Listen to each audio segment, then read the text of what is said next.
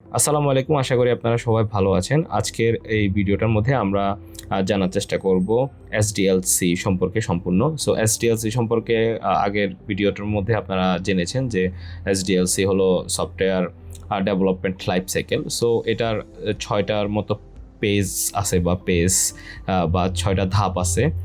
So এই ধাপগুলোর মাধ্যমে হচ্ছে একটা সফটওয়্যারকে সম্পূর্ণভাবে তৈরি করা হয়। সো এখানে আমি যদি আপনাকে একটু সহজভাবে বোঝানোর চেষ্টা করি যে এসডিএলসির আইডিয়াটা মূলত কি। সো এটার আইডিয়াটার মাধ্যমে হচ্ছে একটা সফটওয়্যার পূর্ণাঙ্গভাবে তৈরি করার জন্য এটি ইউজ করা হয়।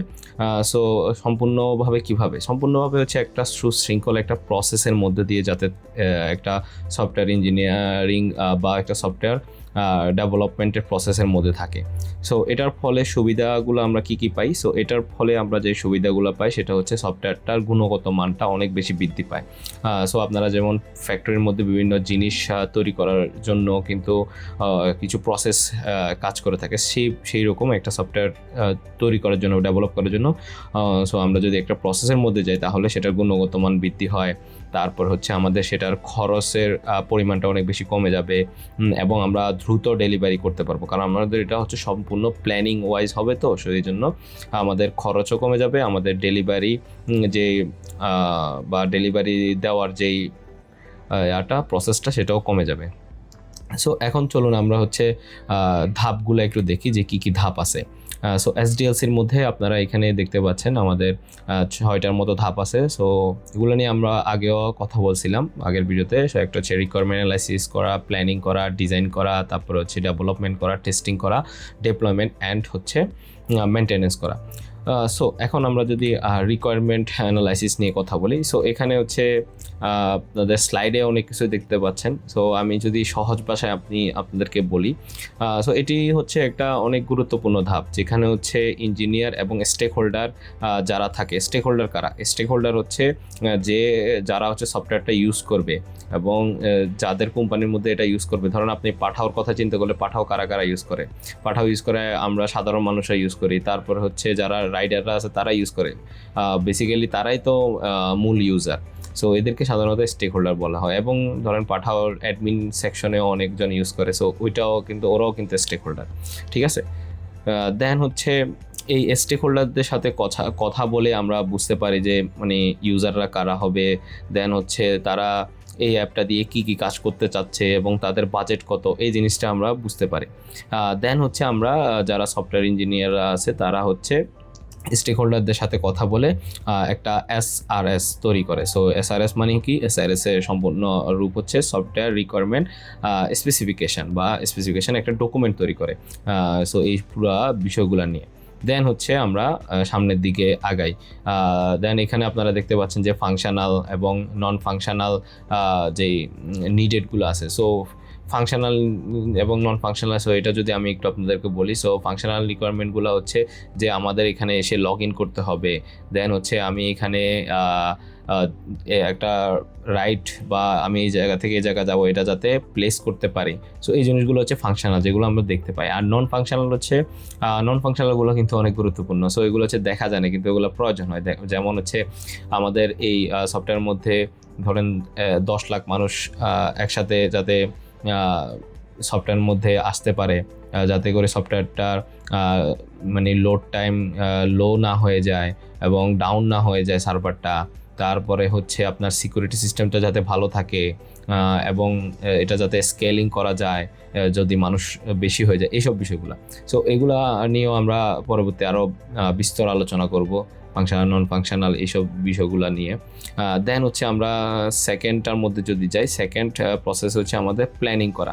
সো প্ল্যানিংয়ের এখানে হচ্ছে, কারণ কিছু জিনিস বানাতে হলে অবশ্যই প্ল্যানিং করতে হবে। সো এখন এখানে আমরা চিন্তা ভাবনা করি হচ্ছে যে আমাদের এই প্রজেক্টটার খরচ কত হবে, দেন হচ্ছে কোন সময় এবং রিসোর্স আমাদের কি কি লাগবে। সো রিসোর্স বলতে আমরা শুধুমাত্র মানে টেবিল চেয়ার এসব জিনিস না।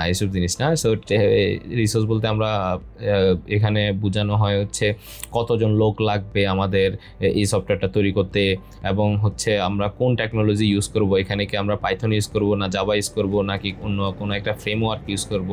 সো এগুলা হচ্ছে প্ল্যানিং করা হয়, এগুলা ঠিক করা হয়। সো আশা করতেছি এই প্ল্যানিং সেকশনটা আপনারা বুঝতে পারছেন। দেন হচ্ছে আমাদের ডিজাইনিং সেকশন বা আর্কিটেকচার ডিজাইন করা।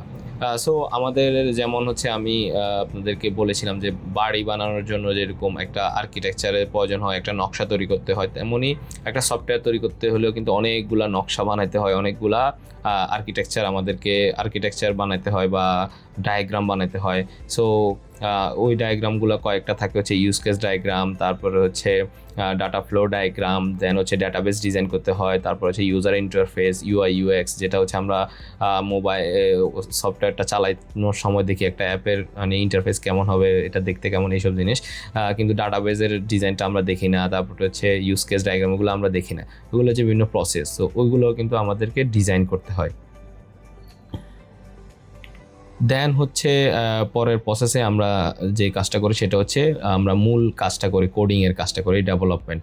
সো এই ধাপের মধ্যে হচ্ছে মূলত হচ্ছে আমরা সফটওয়্যারটাকে বানানো শুরু করি বা কোড লেখা শুরু করি, প্রোগ্রামিং করা শুরু করি।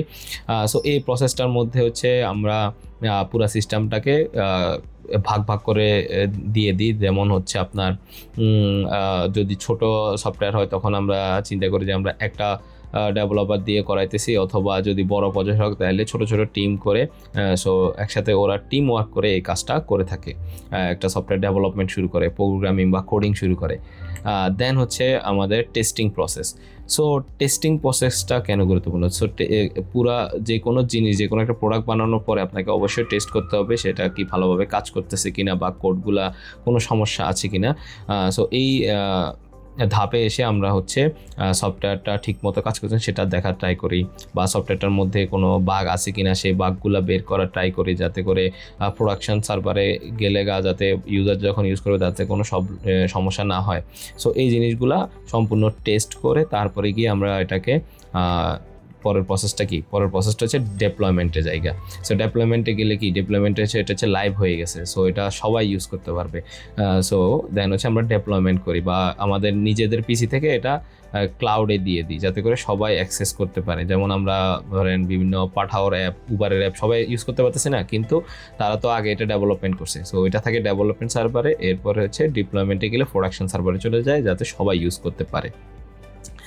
দেন এখানে আমাদের আরেকটা প্রসেস থাকে সেটা হচ্ছে মেনটেনেন্স। সো মেনটেনেন্সটাও কিন্তু অনেক বেশি প্রয়োজন। সো একটা সফটওয়্যার যখন রিলিজ করা হয় এরপর অনেক সময় নতুন সমস্যা দেখা দিতে পারে, বা নতুন কোনো সমস্যা দেখা দিলে সেটাকে সমাধান করা, বা ইউজারদের ফিডব্যাক নেওয়া আছে, ইউজাররা এটা ইউজ করতেছে, ইউজারদের তো ফিডব্যাক নেওয়া দরকার কারণ ওরাই তো মূলত কাস্টমার। সো তাদের এই ফিডব্যাকগুলো নিয়ে নতুন ফিচার যোগ করা, তারপরে হচ্ছে যে সকল জিনিস আছে যেগুলো ইউজ হচ্ছে না সেগুলোকে বাদ দেওয়া, এইসব কাজ করা হয় মেনটেনেন্সে রেখে। দেন হচ্ছে মেনটেনেন্সে আরও একটা কাজ করা হয় সেটা হচ্ছে নতুন নতুন ফিচার অ্যাড করা হয়। দেখুন আপনারা ফেসবুকের মধ্যে যদি দেখেন আগে আমাদের অনেক ধরেন শুধু লাইকের ফিচার ছিল, দেন হচ্ছে এখন কেয়ার রিয়েক্ট, লাভ রিয়েক্ট, কতগুলো রিয়েক্ট আসছে। সো আগে আমার মনে হয় একটা স্যান্ডেলের রিয়েক্ট আসছিল। সো এই সকল জিনিসগুলো আসে যায় কারণে থাকে সফটওয়্যারটা। সো যারা হচ্ছে সফটওয়্যারটা রান করে তারা হচ্ছে মেনটেন্যান্সে রেখে বিভিন্ন ফিচার আনে এবং ফিচারগুলো বাদও দিতে পারে, আবার নতুন ফিচার অ্যাডও করতে পারে। সো এগুলো হচ্ছে বিভিন্ন ভার্সন ওয়াইজ রিলিজ করে। সো এই জিনিসটা হয় মেনটেন্যান্সে রাখার সময়। সো আশা করতেছি আপনারা এসডিএলসি সম্পর্কে ধারণা পাই গেছেন। সো দেন হচ্ছে আমরা পরবর্তী ভিডিওগুলোর মধ্যে আরও ডিপ ডাইভিং করব এই বিষয়গুলো নিয়ে, সফটওয়্যার ইঞ্জিনিয়ারিং। সো সবাইকে অনেক অনেক ধন্যবাদ। আল্লাহ হাফেজ।